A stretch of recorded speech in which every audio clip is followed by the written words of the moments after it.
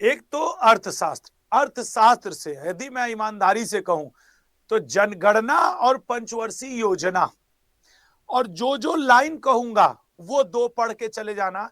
Economics से ये दो क्वेश्चन इन्हीं दो टॉपिक से आज तक एसएससी ने पूछा है। अपवाद की बात अलग है, क्या ये सच नहीं है? जनगणना और पंचवर्षीय योजना, एक आध क्वेश्चन कभी नेशनल इनकम से पूछ दिया, अदरवाइज ये सेम साइंस से विटामिन, डिजीज, कुछ प्रमुख संस्थान, ये फिक्स टॉपिक है। तो ये बैच भी है मोस्ट इंपॉर्टेंट टॉपिक का रिवीजन। इसीलिए ये बैच लॉन्च हुआ है ना कि हाँ सर, मोस्ट इंपॉर्टेंट टॉपिक का एक बार रिवीजन करवा दीजिए। नहीं तो पूरा पढ़ाना रहे तो क्या विज्ञान, समझ ही रहे हो, फिर पढ़ाओ 6 महीने, फिर काहे का मोस्ट इंपॉर्टेंट। तो आज मैं आपको इसी में से पढ़ाऊंगा। और मैं एक बात कह दूं, मैं ऑलरेडी बहुत छांट करके कंटेंट लाया हूं। आप कोशिश मत करिएगा उसको और छांटने का, आप कोशिश मत करिएगा। विज्ञान, अब कमेंट जरा रोको, कमेंट रोको, सब लोग कमेंट रोको। आओ अब मैं आपको विज्ञान के इंपॉर्टेंट, सबसे पहला कुछ प्रोटीन्स से आपके एग्जाम में क्वेश्चन आता है। पिछले 5 साल का पेपर उठा के देखो तो ये इनके बारे में क्या पूछता है, ठीक है ना। देखो, जैसे इनसे आपसे पूछेगा कि कोलेजन नाम का जो प्रोटीन होता है, कोलेजन, ये किस काम में आता है? तो याद रखिएगा, ये आपके अस्थि व कार्टिलेज के आधार पदार्थ का निर्माण करने का काम आता है। फाइब्रोइन, ये रेशम तथा मकड़ियों के धागे का निर्माण इसी से होता है। कैरोटीन, ये आपके बाल में, नाखून में, सींग में, जानवरों के खूर में पाया जाता है। ये डायरेक्ट रहता है कि कौन कहां से पाया जाता है। 1 मिनट मैं आपके कमेंट को ऑफ कर दे रहा हूं, क्योंकि अगर मैं कमेंट ओपन रहेगा तो हर बार आपका कमेंट इधर उधर आता रहेगा। उसके अलावा एक आपसे पूछा जाता है केसीन नामक प्रोटीन किस में पाया जाता है? दूध में। ग्लोब्यूलिन अंडे में पाया जाता है। ये डायरेक्ट क्वेश्चन रहते हैं, और जो आते हैं बस मैंने उतना ही को लिया है, ठीक है ना। फाइब्रिनोजन और थ्रोम्बिन चोट लगने पर रुधिर का थक्का बनने में ये मदद करते हैं। फाइब्रिनोजन ये इंपॉर्टेंट है प्रोटीन के नाम पे। अच्छा, ग्लोबिन, ठीक है ना, ये रुधिर में पाए जाने वाला प्रोटीन है जो हीमोग्लोबिन के रूप में ऑक्सीजन का संवहन करती है। साइटोक्रोम तो उतना नहीं। अच्छा, विटामिन मोस्ट इंपॉर्टेंट। मैं आपको एक बात बता दूं, हर विटामिन का केमिकल नेम जरूर याद करके जाना। Vitamin a chemical name retinol. Vitamin A, ठीक है ना, आपके इसकी वजह से जो रोग होता है दैट इज रतौंधी, ठीक है ना। Square cell death, cornea, skin, night blindness, बस यही वाला ज्यादा आता है, रतौंधी, नाइट ब्लाइंडनेस। नेक्स्ट पे देखेंगे, ये जितने विटामिन हैं 13 मुख्य विटामिन और 13 इंपॉर्टेंट हैं। B1 थायमीन है। अभी खाली ध्यान से देखो, शाम को इसकी प्रैक्टिस करेंगे यूट्यूब के ऊपर हम लोग। बेरी, B2 राइबोफ्लेविन, किलोसिस नाम का रोग। B3 निकोटिनिक एसिड, पेलाग्रा, ये पेलाग्रा को हम लोग 4D सिंड्रोम भी कहते हैं। ये एक प्रकार का त्वचा रोग है। अरे ये वही है यार, दाद टाइप का, ठीक है ना, दाद टाइप का, एग्जैक्टली दाद नहीं, दाद टाइप का है पेलाग्रा या 4D सिंड्रोम। खूब पूछता है पेलाग्रा। अब उसमें आपको 4 दे देगा ऑप्शन कि ये B1 की कमी से कि B2, B3, वो आपसे पूछेगा। B5 पैंटोथेनिक एसिड कहते हैं। इससे बाल जिसके सफेद होने लगते हैं जल्दी, इसका मतलब है उसे B5 की कमी है, ठीक है ना, B5 की कमी है। कई लोगों को बॉडी में बहुत दर्द होता है, दिन भर उनके जोड़ दर्द कर रहे हैं, शरीर दर्द कर रहा है, वो जानते हो क्यों होता है? B6, उनके शरीर में पायरिडॉक्सिन की कमी। और यही पूछता है कि आपके मसल्स में क्रैम्प्स हो रहे हैं तो B6 की कमी है। और अगर इनको याद करने के तौर पे लोगे, याद नहीं होगा, लेकिन अगर इनको समझ करके जाओगे काम हो जाएगा, ठीक है ना। B9, कुछ लोगों का जो विकास होता है धीरे धीरे उनकी बॉडी का ग्रोथ होता है, या उनके कुछ शारीर, किसी का कान छोटा रह गया, किसी का गला छोटा रह गया ऐसे, तो वो कुंठित वृद्धि, स्टंट ग्रोथ, धीरे धीरे ग्रोथ होता है वो, क्योंकि उनके अंदर B9 कमी है। B12 कोबाल्ट में पाया जाता है, ये इसका सोर्स भी पूछता रहता है कई बार। और ये तंत्रिका तंत्र की गड़बड़ियां, एनीमिया, ये सब करता है। उसके बाद vitamin C, ascorbic acid, scurvy रोग, वो दांतों में मसूड़ों से खून आना, बदबू आना, वो सब है स्कर्वी रोग, ये दांतों मसूड़ों में होता है। विटामिन डी या कैल्सीफेरॉल, इसे हम लोग दो नाम से जानते हैं। विटामिन डी को सनसाइन विटामिन भी कहते हैं, सनसाइन विटामिन, ठीक है ना। और इसे हम लोग, चूंकि इससे रिकेट्स बीमारी होता है, इसलिए विटामिन डी को एंटी रिकेट्स विटामिन भी कहा जाता है। रिकेट्स विटामिन, बच्चों, रिकेट्स नाम का जो रोग होता है डी की कमी से, बच्चों में होता है। ऑस्टियोमलेशिया नाम का बड़ों में होता है। अब ऐसा नहीं है कि जो बड़ा है 60 साल का उसके में भी रिकेट्स होगा, उसके में ऑस्टियोमलेशिया होगा बड़े लोगों में, डी की कमी से। विटामिन ई, ठीक है ना, ये उन लोगों को विटामिन ई, सभी को मेरी आवाज तो आ रही है ना? आपके कमेंट बॉक्स ओपन है, सभी को मेरी आवाज तो आ रही है ना? क्योंकि मैं जब ओपन कर देता हूं ना तो सब लोग बहुत सारे कमेंट करते हैं, इसलिए मैं नहीं, और मैं जान रहा हूं कि बेहद इंपॉर्टेंट टॉपिक पे मैं बात कर रहा हूं। विटामिन ई का केमिकल नेम टोकोफेरॉल, ठीक है ना, विटामिन ई का केमिकल नेम टोकोफेरॉल। और जनन क्षमता में कमी, कई लोग ऐसे होते हैं जिनके बच्चे नहीं पैदा होते हैं, तो उनका जो मेडिकल परीक्षण होता है तो कई बार पाया जाता है विटामिन ई कमी है।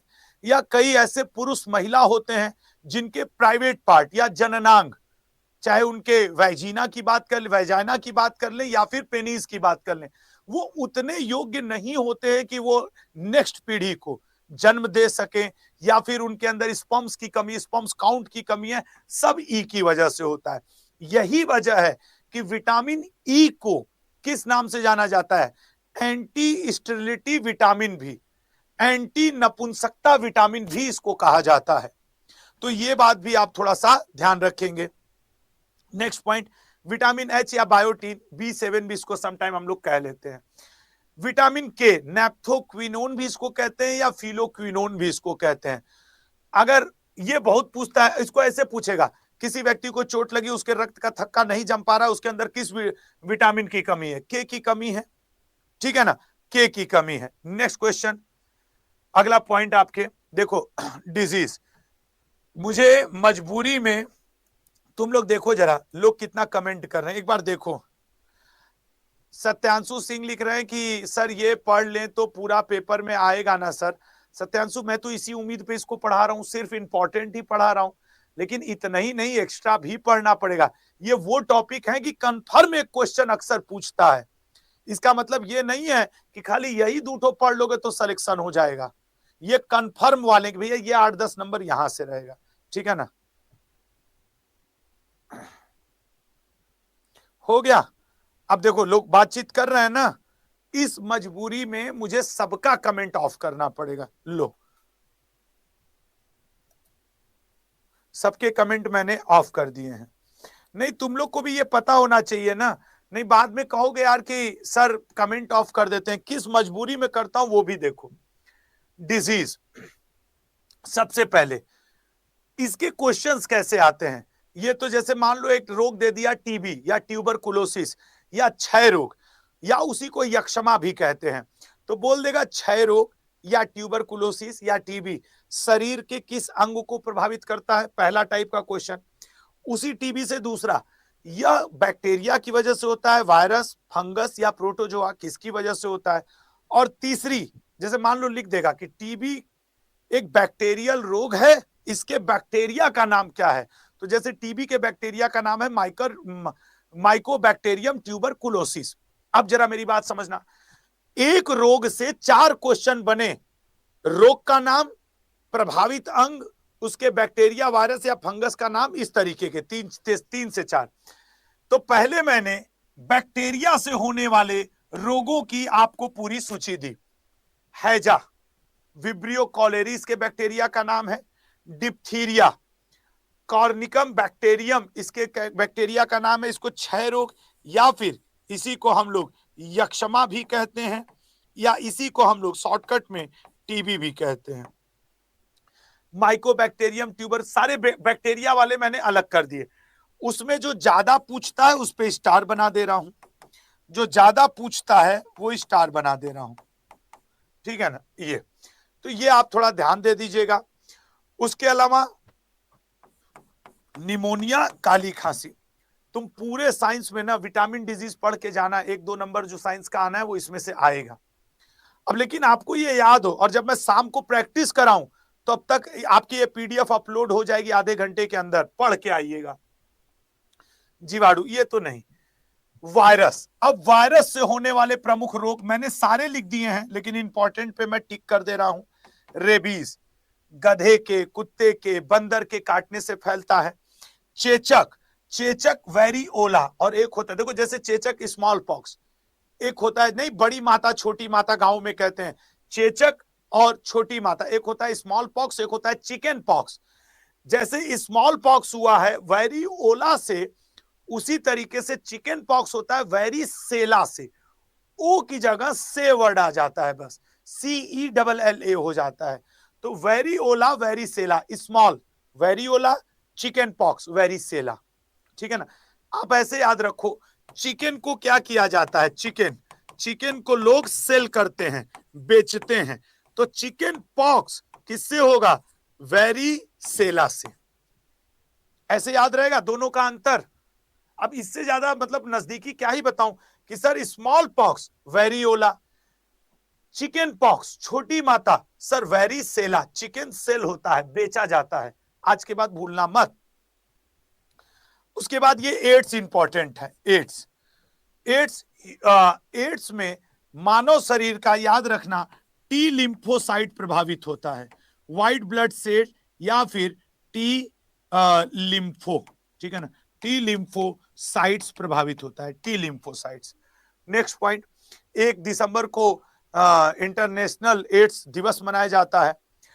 ट्रेकोमा में पूछता है कि शरीर का कौन सा अंग प्रभावित होता है, आंख, आंखों का सूज जाना, उसमें मवाज टाइप का आना, वो सारी चीजें ट्रेकोमा में, ठीक है ना। अगला पॉइंट पाएंगे, मलेरिया इंपॉर्टेंट है। आप देखो प्रोटोजोआ से होने वाले रोग या प्रतिजीवी प्रोटोजोआ, मलेरिया और कालाजर। मलेरिया जो होता है प्लाज्मोडियम वाइबैक्स, और कालाजर ये होता है लिस अमीबा जिंजेवेलिस की वजह से या बालू मक्खी काटने के कारण होता है। प्रोटोजोआ में एक आपके ये सोने की बीमारी, एक मक्खी होती है जिसका नाम है सीसी मक्खी काटने के कारण आपके ये बीमारी होती है, तो ये भी इंपॉर्टेंट है। नेक्स्ट पॉइंट पाएंगे विटामिन और डिजीज के बाद। अब कृमि से होने वाले रोग, देखो बैक्टीरिया, वायरस, फंगस, कृमि, 3-4 इनको पैथोजेंस कहते हैं। मैं सच बताऊं तो अभी तक कृमि वाला आपके पेपर में एक बार भी नहीं आया है, एक बार भी एमटीएस के पेपर में कृमि का रोग नहीं पूछा है। मैंने इसलिए लिख दिया कि चलो जब टाइप हो ही रहा है तो दे दो, शायद किसी एग्जाम में काम आ जाए। ये सीजीएल में जरूर पूछा है, रेलवे में पूछ देगा, एमटीएस में नहीं आया है, मैं भी इसको महत्व तो नहीं दूंगा। कवक इंपॉर्टेंट है, इसमें सबसे ज्यादा एथलीट फुट, उसके अलावा दाद, ये 2 कवक से होने वाले रोग है, फंगस से। उसके अलावा ये, इसके अलावा इसमें एक होता है गंजापन, लोगों के बाल बड़े झड़ते हैं, गंजापन, जिसको आप इंग्लिश में कहते हो बाल्डनेस। तो जिनके बाल झड़ रहे हैं इसका मतलब है कि उनकी यहां क्या लग गए, फंगस लग गए हैं। और साबुन वगैरह फंगस के भोजन होते हैं, तो लोग सोचते हैं साबुन, शैम्पू, तेल लगा के हम इन फंगस को हटा लेंगे, एक्चुअली वो नहीं हटते हैं। कभी भी उंगली पे, हाथ पे कहीं फंगस हो जाएगा तो आप नोटिस करिएगा, डॉक्टर कहते हैं साबुन तेल बंद करो, जाइए कभी आप पता करिए। और ये कंपनी वाले इधर उधर वाले जो हैं वो प्रचार करते हैं ये तेल लगा लो बाल आने लगेगा, ये कर लो, वो कुछ नहीं होता। और मैं बार बार कहता हूं, हम लोग से 10 गुना ज्यादा पैसा Virender Sehwag, Ronaldo, David Beckham के पास है, उनके बाल भी उड़ गया। वीरेंद्र सहवाग आके बोले मैंने बहुत कोशिश किया, आया नहीं। तो आप हई हई राज तेल हऊ आदिवासी या जनसंख्यावासी तेल पेल सब लगा लोगे, उससे कुछ होता नहीं। एक बार बाल गया तो गया, बहुत कम है। कुछ लोग उसमें रूट लगवाने लगते हैं। तो मैं इसलिए कह रहा हूं कि पैसा बचा लो, साफ सफाई से रहो, फंगस हट जाएगा तो अपने आप हो जाएगा, सही हो जाएगा, ठीक है ना। अच्छा, कितने लोगों का बाल झड़ रहा है, जरा ये वाला कमेंट देख लें, 111 करें तो 111। थोड़ा सा एक मानसिक रोग भी आपका दूर करूं। मैं आपको बता रहा हूं, मेरे एक मित्र था इरशाद आलम, उसका बाल बहुत झड़ रहा था। वो एम्स गया था, एम्स दिल्ली के एम्स में, और जाके बैठा टेबल पे, हम लोग भी ऐसे खड़े थे, एम्स की बात बता रहा हूं। और एम्स के उस डॉक्टर के पास गया था जिनकी उम्र 59 साल थी, हेयर एक्सपर्ट थे और 20 साल का एक्सपीरियंस था। 1 महीने का नंबर लगाने के बाद पहुंचा था। तुम लोग भी जरा इस चीज को सुन लो। अब वहां एम्स में लंबी लंबी लाइन लगी रहती है, ये पहुंच गया। हाँ, स्लिप देखे और देखने के बाद बोले कि हाँ प्रॉब्लम बताइए अपना। हम लोग गेट के बाहर से इसे झांक रहे थे। ये इंजीनियरिंग टाइम की बात बता रहा हूं, आज से 4 साल 5 साल पहले की, 5-6 साल ज्यादा हो गया। तो ये बोला, सर मेरे बाल बहुत झड़ते हैं, देखिए मेरे बाल ये झड़ गए, ऐसे भी कर दूं, कंघी भी करता हूं तो झड़ता है। तो डॉक्टर बोला हाँ हाँ ठीक है ठीक है। नहाते समय क्या ज्यादा झड़ते हो? बोला हाँ हाँ सर नहाते समय। बोला ऐसे भी कंघी करते हो तो झड़ते हैं? तो बोला हाँ सर ऐसे भी कंघी करते हैं तो झड़ते हैं। फिर डॉक्टर बोला अच्छा ये बताओ कितने बाल डेली झड़ जाते हैं? बोला सर 100-150 बाल तो रोज झड़ जाते हैं। उसके बाद उस डॉक्टर का रौद्र रूप सामने, उसका जो स्लिप लिया था ना, इसे डॉक्टर भागो यहाँ से, भाग निकल। अब वो पागल हो गया कि ऐसे क्यों बोला, भाग यहाँ से। तो वो कह रहा है कि क्या हुआ सर? बोला तुम्हारे जैसे बेवकूफ ना 100-150 बाल झड़ना डेली आम बात होती है, नालायक कहीं के। औसतन एक आदमी का डेली 1200 बालों का ग्रोथ होता है, 150 कुछ नहीं है उसके आगे। भागो यहाँ से। एम्स इतने सीनियर हॉस्पिटल में, इतने बड़े हॉस्पिटल में बाल झड़ने का दिखाने आया। मैं सोचा कोई रोग होगा, दर्द होगा, ये होगा, बाल झड़ रहा है और भी 150। फिर वहां हंसा करके सबको बोला एक चीज जान लीजिए, अगर 150 से 200 बाल प्रतिदिन झड़ रहे हैं तो ये कोई प्रॉब्लम नहीं है। और चूंकि आप उसका चिंता करने लगते हैं, उसी में और पीछे पड़ जाते हैं, उसी में तेल उसी में साबुन लगाने लगते हैं, फंगस को और भोजन मिलता है तो वो 200 के 500 होते हैं। और फिर आपको खुदा भी ना बचा पाए, भगले यहां से।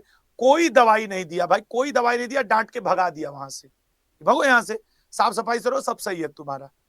तो अगर आपका भी यही हो तो एक दिन आ जाइए एम्स में। उनका नाम है डॉक्टर बत्रा, सीनियर डॉक्टर है एम्स के। अब तो उनका 25 साल का अनुभव होगा, जाके दिखवा लीजिए बाल की, बाल झड़ रहा है हमारा, ठीक है ना। एक को लिख रहा मेरा तो नहीं झड़ रहा अब भगा देगा, तुम्हारा नहीं झड़ रहा है, ठीक है ना। कुछ लोग, अच्छा एक थोड़ा सा और हो जाए 2 मिनट की बात। कुछ लोग कहते हैं सर नजर लग, कुछ लड़के लड़की होते हैं, जैसे मान लो बिहार के हैं, पटना में रह लें, उड़ीसा के हैं, भुवनेश्वर चले जाएं, दिल्ली में आ जाएं, भोपाल चले जाएं, लखनऊ, अपने देश अपने राज्य की राजधानी में, तब सब क्या, जब से हम बाहर रहने गए हैं मेरा बाल झड़ने लगा है। बाल झड़ने लगे, हम जिंदगी भर राजधानी रहे, पहले लखनऊ रहे, भोपाल रहे, दिल्ली रहे, हमारे बाल को नजर लग गया। मैं तो तुम लोग को चैलेंज करके कह रहा हूं, ये देखो मेरा बाल नहीं झड़ रहा है ना, लगा दो नजर। पिछले 15 साल 20 साल से तो नहीं लगा है, नहीं झड़ेगा। तुम झाड़ फूक करवा लो मेरा बाल, क्योंकि भाई ये डिजीज है, नजर उजर कुछ नहीं होता। विज्ञान के स्टूडेंट हो, नजर लग जाएगा। एक को लिखा सर नजर लग जाता है, नजर लग जाएगा। लो भाई देख लो मेरा बाल, नजर लगा देना, देखते हैं कैसे झड़ जाता है 20 साल से पहले, ठीक है। अगला पॉइंट, रोगों द्वारा प्रभावित अंग। ये वो हैं जो आपके पेपर के मोस्ट इंपॉर्टेंट हैं, इसमें से कोई छांटना मत। निमोनिया में फेफड़ा प्रभावित होता है, ट्रेकोमा में आंख, टीबी में फेफड़ा, पीलिया में यकृत, मधुमेह में अग्नाशय और अस्थमा में आपका ट्रैकिया। मोस्ट इंपॉर्टेंट, आप देख लेना आपके पेपर में इसी स्लाइड से एक क्वेश्चन रहना है, ठीक है ना, इसी स्लाइड से एक क्वेश्चन रहेगा। नेक्स्ट देख लो। और अगला ये, स्कर्वी में दांत मसूड़े, टाइफाइड में आंत, पोलियो में नाड़ी हाथ पैर, ग्वाइटर में गला, डिप्थीरिया में गला, ये वाला लोग भूले रहते हैं, जरूर याद रख के जाना। मेनिंजाइटिस में मस्तिष्क और मलेरिया में रक्त कोशिका, मलेरिया में रक्त कोशिका। चलिए ये रहा, अगले पॉइंट पाएंगे। किस टीके की खोज किसने की? आपके पेपर में पिछले 5 साल के आधार पर जितना पूछा जा सकता है वो यहां पे है। अगर कुछ नहीं तैयार है तो इतना जरूर पढ़ के जाना, और शाम को मैं इसकी प्रैक्टिस भी करवाऊंगा। बीसीजी का टीका मोस्ट इंपॉर्टेंट याद रखना, हैजे का टीका, और उसके बाद चेचक। पहला प्रेफरेंस ये, दूसरा ये, तीसरा ये, चौथे पे ये। उसके बाद पोलियो वैक्सीन इंपॉर्टेंट है, इंसुलिन इंपॉर्टेंट है, डीडीटी इंपॉर्टेंट है। मैंने ऐसा कोई 100-200 खोज होंगे, लेकिन मैं आपके में मात्र 15 लेके आया हूं, मात्र 15 है ये, 15 से 20 के बीच में होंगे। क्लोरोफॉर्म हैरिसन ने, हृदय प्रत्यारोपण डॉक्टर किशन, पिछले साल के पेपर में ये थे। और फिर इन्हीं में से पूछेगा, एसएससी की हैबिट्स फिक्स है, इसीलिए मैं कह रहा हूं कि जब मैं 30 सितंबर को शाम में 7 बजे क्लास लूंगा ना, तब तुम लोग एक बार जुड़ के देखना कि हाँ सर संभावित कैसा आएगा और ये क्या रहेगा। एसएससी अड्डा यूट्यूब चैनल पे ये होगा शाम में 7 बजे। और ये अभी आपको पीडीएफ। उसके बाद देखो जीव विज्ञान के कुछ संस्थाएं, ये 10 हैं, 10 से 15 हैं कि राष्ट्रीय वनस्पति लखनऊ में है, वन शोध देहरादून में, बिरबल साहनी जीवाश्म विज्ञान संस्थान लखनऊ में, केंद्रीय फसल शोध संस्थान त्रिवेंद्रम में, हिंदुस्तान एंटीबायोटिक्स ऋषिकेश में, औद्योगिक अविषातुला विज्ञान शोध केंद्र लखनऊ में, बहुत इंपॉर्टेंट है, भारतीय कृषि अनुसंधान परिषद दिल्ली में, केंद्रीय औषधि संस्थान लखनऊ में, और ये 3-4। अब अपने से इसमें कुछ मत कम करना, तुम इतना भी याद करके जाओगे, अगर भगवान ने चाहा, खुदा ने सब कुछ मदद किया, तो यहीं से आपका क्वेश्चन है। फोटो खींच लो मेरा इसके साथ। एक क्वेश्चन यहां से तुम्हारे पेपर में कंफर्म, 1 से 2 क्वेश्चन यहां से तुम्हारे पेपर में कंफर्म है इकोनॉमिक्स से।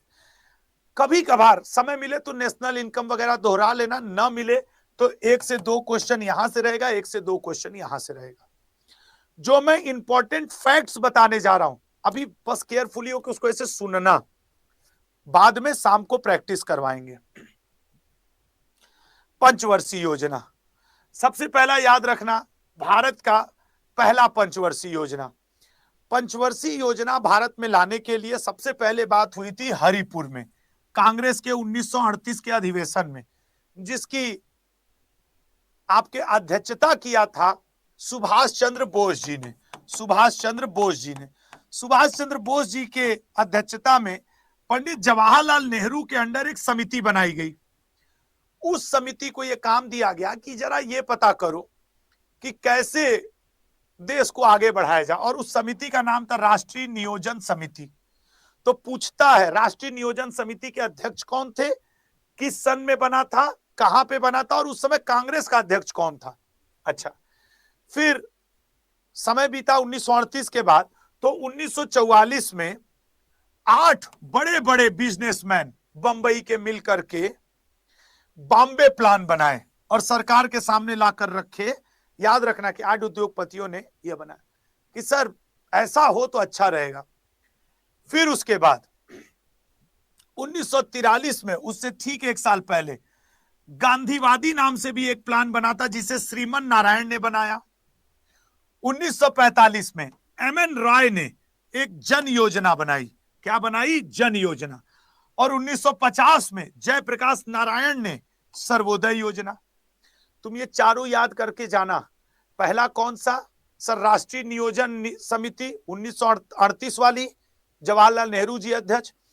1944 वाली बॉम्बे प्लान, 8 उद्योगपति अध्यक्ष। 1943 में गांधीवादी योजना श्रीमन नारायण ने लाया। 1945 में एमएन रॉय ने आपके जन योजना लाया, और 1950 में जयप्रकाश नारायण ने सर्वोदय योजना लाया। इन बातों से ये बात तो फिक्स हो गई। और ये पूछता है लल्ला कि कौन सी योजना किसने लाया, सन तो नहीं पूछता, वैसे सन कम पूछा है, लेकिन वो आपसे ऐसे पूछ देगा, गांधीवादी योजना के जनक कौन है, जन योजना के जनक कौन है, सर्वोदय योजना किसने लाया, वो बॉम्बे योजना किसने लाया, राष्ट्रीय नियोजन समिति के पहले अध्यक्ष कौन थे, जवाहरलाल नेहरू जी। पांचों बात ध्यान रखना, मैं शाम को प्रैक्टिस करवाऊंगा, याद रखना। फिर 1946-47 के बाद देश के आजादी की बात चली रही थी, तो एक समिति बनी, केसी नियोगी समिति। इसको ये काम दिया गया कि पता करो यार भारत के लिए क्या क्या करना है। केसी नियोगी समिति ने अपनी रिपोर्ट दी और उसने कहा कि यार एक योजना आयोग होना चाहिए। तो और बोला कि योजना आयोग का पदेन अध्यक्ष प्रधानमंत्री रहेगा, इसमें एक उपाध्यक्ष बनाइए, 3 पूर्णकालिक सदस्य और 3 अंशकालिक सदस्य बनाइए, और ये भारत के लिए हर 5 वर्ष पे एक योजना लेके आएगा और उस हिसाब से 5 साल का काम चलेगा। हुआ, चलो भैया बात तो सही कह रहे हो। तो इस तरीके से योजना आयोग, हालांकि अब तो समाप्त हो गया क्योंकि 2015 में मोदी जी ने इसको नीति आयोग में, मोदी जी क्षमा करिएगा, मोदी जी ने इसको नीति आयोग में परिवर्तित कर दिया, लेकिन 1950 में योजना आयोग आया। तो यही मोदी जी ने 15 अगस्त 2014 को घोषणा किया और 2015 से योजना आयोग की जगह नीति आयोग हो गया। 14 में घोषणा, 15 में। ये डेट पूछ देता है नीति आयोग कब प्रभाव में आया था, नीति आयोग कब प्रभाव में आया था, ठीक है ना। यहां तक किसी को योजना आयोग में कोई लाइन क्लियर ना हुई हो तो बताओ, आपके कमेंट ओपन है, क्लियर हो तो 111 लिखिए, मैं आगे बढ़ूं। यहां तक सभी को क्लियर है ना कि मैंने वो जो 5 योजनाएं बताई, कैसे भारत का योजना आयोग अस्तित्व में आया, अब नीति आयोग कैसे है, ठीक है ना। नीरज कुमार सिंह कह रहे हैं अगेन, हाँ रिकॉर्डेड लेक्चर तुमको मिल जाएगा, दोबारा तुम खुद से सुन लेना, ठीक है ना, दोबारा खुद से सुनना। चलिए, नीति आयोग का फुल फॉर्म पिछली बार पेपर में पूछा था, ये योजना आयोग बहुत डिटेल में पढ़ना, कंफर्म 2 क्वेश्चन है तुम्हारे पेपर में। National institution for transforming India, तुम ऐसे याद रखो, एक राष्ट्रीय संस्था जो ट्रांसफॉर्म करेगी, बदलेगी भारत को, NITI Aayog. National institute for transforming India, एक राष्ट्रीय संस्थान जो भारत को ट्रांसफॉर्म करेगी भारत को, ठीक है ना, TI, ट्रांसफॉर्म इंडिया, ठीक है ना, आमतौर पर नीति आयोग कहते हैं, ठीक है सर। प्रथम पंचवर्षीय योजना कब से शुरू हुई, ये भी इंपॉर्टेंट है। Herald Domar model, Herald Domar model पे आधारित थी, ये तो रटा हुआ है इसलिए इस पे मैं क्या ही समझ दूं।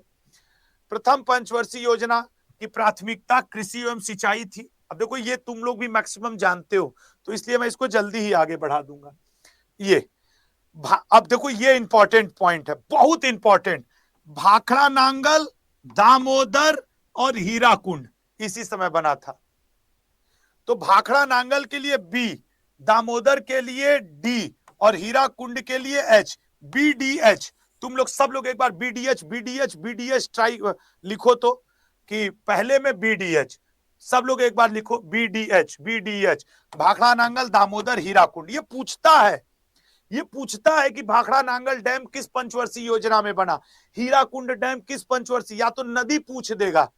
यार देखो ये मैं तुम ऐसे कि पहली पंचवर्षीय योजना में हम लोग बध गए, ये ब हो गया, ये ध, पहली पंचवर्षीय योजना में हम लोग बध गए, भाखड़ा नांगल, दामोदर, हीराकुंड। हो सकता है भगवान चाहेंगे एग्जाम में आए तुमको मेरी यही लाइन याद आएगी कि पहली पंचवर्षीय योजना में बध गए सर हम लोग। ये PC महालनोबिस मॉडल पे आधारित था और इसमें हैवी इंडस्ट्री, बेसिक और हैवी इंडस्ट्रीज को बढ़ावा दिया गया, ठीक है ना। बेसिक, कमेंट रोक दीजिए, ठीक है ना, ये बढ़ावा दिया गया। आज शाम को अगर मुझे याद आ गया तो मैं आप लोग से सिर्फ इतना कहूंगा, हम लोग किस पंचवर्षीय योजना में बध गए थे, तो शायद हमारे YouTube वाले बच्चे तो न आंसर कर पावे, लेकिन आप लोग को लिखना पड़ेगा 1111। इसका मतलब होगा पहली पंचवर्षीय योजना में बध गए थे, भाखड़ा नांगल, दामोदर और हीराकुंड। मैं पूछूंगा जरूर घुमा के, और आप ही लोग से पूछूंगा। अच्छा सर, द्वितीय पंचवर्षीय योजना में देख लो सारे इस्पात संयंत्र खुले थे, चाहे राउरकेला, चाहे भिलाई, दुर्गापुर, सारे खुले थे, ठीक है ना। तीसरी पंचवर्षीय योजना, ये पहली थी कृषि पे आधारित, दूसरी थी किस पे, आपके हैवी इंडस्ट्री को बढ़ावा देने के लिए, तीसरी सेल्फ रिलायंस के लिए, दोनों को एक साथ बढ़ाने के लिए, ठीक है ना। और तीसरी, ऐसे जनरली होता क्या है कि जैसे ही कोई स्टील प्लांट या कंपनी पूछा जाता है तो लड़के लड़की ये दिमाग लगाते हैं कि अच्छा दूसरी पंचवर्षीय योजना में हैवी इंडस्ट्रीज को बढ़ावा था, तो अगर पेपर में पूछ दिया कि बोकारो आयरन एंड इंडस्ट्री की स्थापना कब हुई होगी, तो दूसरी में ही हुई होगी। लेकिन इसीलिए मैंने इसको अलग रखा कि बोकारो वाला तीसरी में बना था। एक जनरल जो दिमाग में रहता है, सही कह रहे हैं कि नहीं, जिस स्टूडेंट को ये याद हो कि दूसरी पंचवर्षीय योजना में भारी उद्योग को बढ़ावा दिया गया था और उससे ये पूछ दिया जाए कि बोकारो स्टील आयरन कब बना था, तो दूसरी टिक मार के आएगा ना, ये अपवाद है, इसलिए इसको अलग किया मैंने। तीसरी पंचवर्षीय योजना में भारत चीन युद्ध, भारत पाकिस्तान युद्ध और सूखा कारण, ये पहली पूरी तरह से असफल योजना थी। जो टारगेट रखा गया था उससे ये कम अचीव कर पाई थी। तीसरी पंचवर्षीय योजना में ये दो बैंक बने थे, आईडीबीआई बैंक और यूटीआई बैंक, याद रखना। अब जब भी कभी तुम गुजरना कहां से, बैंकों के सामने से, ये दोनों अगर दिख जाए तो तुरंत सोच लेना तीसरी पंचवर्षीय योजना यार। अगला पॉइंट, ठीक है ना। ये भी देखो कितनी इंपॉर्टेंट लाइन है, ट्रिकल डाउन थियरी का अनुसरण किया था, ठीक है ना। अब पहली में एग्रीकल्चर था, दूसरी में हैवी इंडस्ट्री था और तीसरी में इन दोनों को जोड़ दिया था, तो यही था ट्रिकल डाउन थियरी। नेक्स्ट, ठीक है ना। अगला आपके सामने ये है 3 वार्षिक योजनाएं। एक्चुअली 1966 के बाद, इस समय नेहरू जी की डेथ हो चुकी थी और जब वो आपके क्या कहते हैं, शास्त्री जी की भी डेथ हो चुकी थी, गुलजारी लाल नंदा कार्यवाहक प्रधानमंत्री बने थे, इंदिरा गांधी प्रभाव में आ रही थी और उस समय चला था 3 साल का गैप हो गया, ये 3 वर्ष गैप। इसे योजना के संदर्भ में प्लानिंग गैप के नाम से बुलाया जाता है, प्लानिंग हॉलीडे, या इसे योजना अवकाश। तो आपसे ईयर पूछ देगा कि योजना अवकाश कब था, यही योजना अवकाश था। इस योजना अवकाश में बस कुछ नहीं हुआ था, लीड बैंक योजना की शुरुआत की गई थी और एक दो चीजें, बैंकों का राष्ट्रीयकरण, इसी समय इंदिरा गांधी ने 13 बैंकों का राष्ट्रीयकरण कर दिया और इसी समय भारत की हरित क्रांति शुरू हुई थी। तो अगर आपसे पूछे कि हरित क्रांति की शुरुआत किस पंचवर्षीय योजना में हुई थी, तो जाहिर सी बात है कि तीसरी में आंसर करोगे या योजना अवकाश में।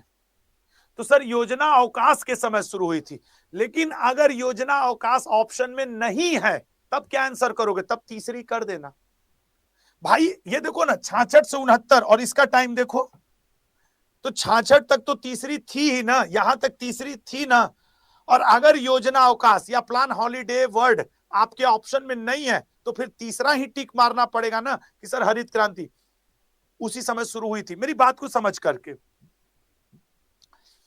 चौथी पंचवर्षीय योजना उतना ज्यादा किस मॉडल पे आधारित है, बस ये याद रखना, डॉक्टर D.R. गाडगिल मॉडल। चौथी में 14 अच्छा देखो 69 में वाणिज्यिक बैंकों का 13 मैंने बोला था, क्या हुआ था, नेशनलाइजेशन। अब इंदिरा गांधी प्राइम मिनिस्टर बन चुकी थी, तो ऐसे पूछता है किस पंचवर्षीय योजना में 14 कॉमर्शियल बैंकों का नेशनलाइजेशन हो गया, तो सर 1969 में। परिवार नियोजन इंदिरा गांधी ने शुरू किया कि सब 6-6, 8-8 बच्चे पैदा किए बैठे हैं। 1971 में जनगणना हुई थी और इतनी ज्यादा उस समय जनसंख्या बढ़ गई थी कि इंदिरा गांधी जी को मजबूरी में, अच्छा न सिर्फ इंसान की जनसंख्या बढ़ी थी, कुत्ते बिल्ली की भी जनसंख्या बढ़ी थी। उस समय कुत्तों को पकड़ पकड़ करके, आप लोग कभी अपने पिताजी से दादाजी से पूछिएगा, इंदिरा गांधी नसबंदी करवा रही थी कुत्तों का कि बहुत पिल्ले हो रहे हैं, रोड पे पिल्ले हो रहे हैं, घर में छोटे छोटे बच्चे हो रहे हैं, तो परिवार नियोजन कार्यक्रम लाएं कि भाई इतने बच्चे नहीं पैदा करना है जितने तुम लोग पैदा करके बैठ गए हो। खैर, और ये समय याद करो दादा दादी लोगों वाला है, नाना नानी। सोचो तुम्हारे दादा दादी नाना नानी या हमारे दादा दादी नाना नानी को कितने कितने बच्चे हैं, हम लोग के पापा मम्मी के। अच्छा जरा कमेंट में एक बार लिखो किसके दादा और नानी को कितने कितने बच्चे हैं। मैं तो तुम्हें बताऊं, देखो मेरे नाना नानी को तो 2 ही बच्चे हैं, मम्मी और मामा जी, लेकिन मेरे दादा दादी जी को 4 बुआ लोग, 3 पापा लोग, 7 हैं। तो नई जनसंख्या विस्फोट होगा। और अपने पापा मम्मी लोगों का डेट ऑफ बर्थ जरा सोचना, निश्चित तौर से जो डेट ऑफ बर्थ है 1970 के आसपास का होगा, 70 से 80 के आसपास का होगा, 70 से 80 के आसपास का होगा। सही नहीं कर रहे? तो अब तुम हमेशा याद रखना कि चौथी पंचवर्षीय योजना दादा दादी नाना नानी का समय था, खाली लोग बच्चा पैदा किए तो इंदिरा गांधी कह रहे बच्चा पैदा कर रहे हैं, बुआ मौसी पैदा किए पड़े हैं। 5वीं पंचवर्षीय योजना, इसमें पूछता है गरीबी हटाओ का नारा किस में आया, ये खूब पूछता है, ठीक है ना। गरीबी हटाओ का नारा किसमें, बस कमेंट रोक दीजिए, गरीबी हटाओ का नारा, ठीक है ना। ये डीपी धर मॉडल पर आधारित था। ये पिछली बार एमटीएस में आया था, कोई नहीं कर पाया था कि पांचवी पंचवर्षीय योजना किस मॉडल पे थी। जनरली लोग क्या करके जाते हैं, पहली दूसरी हेराल्ड डोमर और महालनोबिस मॉडल याद करके जाते हैं, इसको छोड़ देते हैं। आया ऐसे सिकुड़ के बैठ गए, ठीक है ना। चलिए, मोहम्मद मोफिज अंसारी कह रहे हैं सर मेरे दोस्त के 11 चाचा और 5 बुआ थे। बेटा उनके घर को घर क्यों कह रहे हो, मोहल्ला घोषित करवा दो। यार मोफिज अंसारी मेरे भाई, आज जाके अपने दोस्त को कहना मोहल्ला घोषित कर दे, हम उस देश के प्रधानमंत्री रहेंगे अगला, ठीक है ना। मतलब तो ये पांचवी के बाद अगर मैं आपको कहूं सारा, पांचवी में खाद्य के बदले अनाज कार्यक्रम शुरू किया गया था। जो की पॉइंट्स हैं मैं वही लिखा हूं, उसके अलावा मैं फर्जी कुछ नहीं। अनवरत योजना, ठीक है ना। पंचवर्षीय योजनाओं को समाप्त करके इस समय कांग्रेस की सरकार चली गई थी। 1974 से 78 के बीच में एक योजना चली गई थी जिसे अनवरत योजना या किस नाम से जाना गया था, आपके कॉन्टिन्यूअस प्लान के नाम से जाना गया था, अनवरत योजना। इस समय जनता पार्टी की सरकार थी और अनवरत योजना जनता पार्टी ने लाया था, कांग्रेस की सरकार गिर गई थी। और ये जो जनता पार्टी थी लल्ला, ये अनवरत योजना गुन्नार मिडल मॉडल पे आधारित था, गुन्नार मिडल मॉडल पे आधारित था। मैं शाम को प्रैक्टिस करवाऊंगा, मैं बता रहा हूं, और तुम लोग को ये आंसर करना है, ये बात याद रखना, ठीक है ना। नेक्स्ट पॉइंट पे आएंगे, छठी योजना, और इसमें उतना ज्यादा, इसमें बस एक बात याद रखना कि जैसे चौथी वाली में 14 राष्ट्रीय बैंकों का नेशनलाइजेशन किया गया था और छठवीं वाली में 6, यही लाइन यहां से पूछता है कि 6 बैंकों का नेशनलाइजेशन कब हुआ। 7वीं स्पीड पोस्ट की शुरुआत की गई थी और नई दिल्ली में कपाट नामक संस्था की स्थापना की गई थी। 8वीं जॉन डब्ल्यू मुलर मॉडल पर आधारित थी और मानव संसाधन का विकास। उसके बाद ये ज्यादा जरूरी नहीं है, 9वीं छोड़ सकते हो, 10वीं भी छोड़ सकते हो। अब इसमें जो इंपॉर्टेंट है 11वीं, ठीक है ना।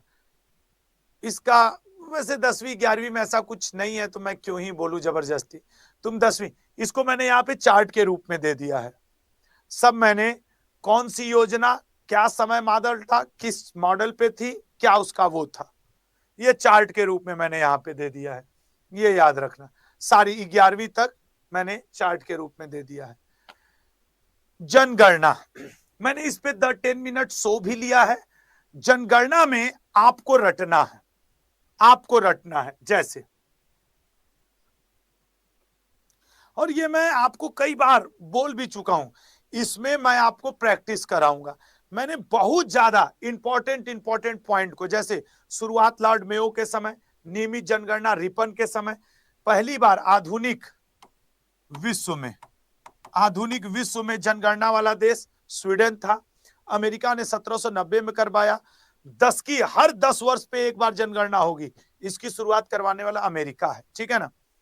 अगला पॉइंट पे करेंगे। अब कोई पंचवर्षीय योजना की बात मत करो राकेश, क्योंकि अब नीति आयोग अलग लेवल पे लेके चल रही है, ठीक है ना। वही चीज इंग्लिश में। स्वतंत्र भारत की जनगणना, सबसे पहले जनगणना आयुक्त कौन थे, आर ए गोपाल स्वामी, ठीक है ना। भारत में जनगणना किसके अधीन कराई जाती है, गृह मंत्रालय। 2011 की जनगणना के आयुक्त कौन थे, डॉक्टर सी चंद्रमौली, ठीक है ना। 2023 में भी एक जनगणना हुई है, लेकिन वो व्यापक वाली नहीं हुई है, वो किसके आयुक्त थे, श्री मृत्युंजय कुमार नारायण, ठीक है ना। 2011 की जनगणना का मैस्कॉट प्रगणक शिक्षिका, एक टीचर जो ऐसे चश्मा लगाई है, हाथ में ऐसे कॉपी पकड़ के ऐसे खड़ी है, उसे कहा जाता है प्रगणक शिक्षिका। आदर्श वाक्य, हमारी जनगणना, तुम इसको हल्के में ले रहे हो, यही पिछली बार पेपर में आया था कि जनगणना का आदर्श वाक्य क्या था, ठीक है ना। 1911 से 21 को महान ग्रेट डिवाइडिंग ईयर के रूप में जाना जाता है। सेम इंग्लिश में यहां पे दे दिया हूं, declare as great divider year. इस समय जनसंख्या घटी थी। 2011 की जनगणना 1881 से जोड़ोगे तो 5वीं थी, और आजादी के समय 1947 से अगर जोड़ दोगे तो 7वीं थी, ठीक है ना। परिवार नियोजन किस पंचवर्षीय योजना में आया था, बताओ जल्दी से, अभी देखें। परिवार नियोजन किस पंचवर्षीय योजना में आया था? आंसर करो। भारत पहला देश है। देखो इतना बताने के बावजूद भी सोनाली गुप्ता और ये लोग चौथी पांचवी में सब कंफ्यूज हो गए। कसम सर पटक दूंगा कहीं में। ठीक है, नोट्स मिलेगा देख लेना। चौथी है ससुर लोग। अरे हम कहा करें, कैसे पढ़ावे, कहाँ सर लड़ा दें अपना हम। खैर ये वाले ईयर जरूर याद कर लेना, ठीक है, ये ईयर जरूर याद कर लेना कि कौन किसके लिए जाना जाता है। चौथी थी, ठीक है ना। अगला पॉइंट, ये डेटा है। अब इनमें देखो कुछ समझाने के लिए नहीं है, ये मैंने आपको कुछ इंपॉर्टेंट डेटा दे दिया है कि सबसे अधिक साक्षरता वाला राज्य, सबसे कम साक्षरता वाला राज्य, सबसे अधिक महिला साक्षरता, सबसे कम महिला साक्षरता, सबसे अधिक दशकीय वृद्धि। ये बस मैंने डेटा दिया है, ठीक है ना। तो ये सब मैंने देख लो, एक बार दिखा दे रहा हूं कि इंग्लिश हिंदी दोनों में दिया हूं। अब ये आपको रटना है और कोई लाइन इसमें बर्बाद नहीं है। किसी लाइन को आप ये नहीं कह सकते सर ये वाला छोड़ दे, नहीं छोड़ोगे, तुम छोड़ोगे तो तुम्हारा नंबर छूटेगा, ठीक है ना। हाँ ये बात मेरी बुक में है, ये जो लोग के पास मेरी बुक है, ये बुक में मैंने डेटा दिया हुआ है, ठीक है ना। तो आज बस इतने ही, ये बस मैं आपको दिखा रहा हूं यहाँ पे कि ये है।